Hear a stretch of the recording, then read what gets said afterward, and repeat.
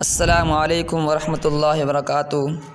حضرات سامعین کرام، آج میں آپ کے سامنے ایک اہم مسئلہ لے کر آیا ہوں۔ امید ہے کہ آپ لوگ بغور سماعت فرمائیں گے۔ صورت مسئلہ یہ ہے کہ کیا قیامت کے دن ماں کی طرف نسبت کر کے انسان کو پکارا جائے گا؟ جبکہ یہ بات عوام میں مشہور ہے کہ قیامت کے روز انسان کو اس کے والد کا نام سے نہیں پکارا جائے گا، بلکہ ماں کی طرف نسبت کر کے انسان کو پکارا جائے گا۔ کیا بات حدیث کی روشنی میں صحیح ہے؟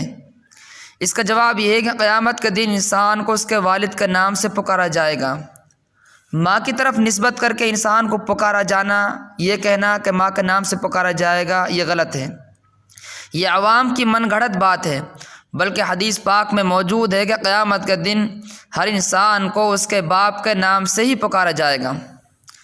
جیسے کہ حضرت ابو درداء رضی اللہ عنہ کی حدیث ہے، رسول اللہ صلی اللہ علیہ وسلم ارشاد فرمایا: انکم تدعون یوم القیامۃ باسمائکم واسماء آبائکم فاحسنوا اسماءکم، یعنی قیامت کے دن تم کو تمہارے اور تمہارے باپوں کے نام سے پکارا جائے گا، اس لیے اچھا نام رکھو۔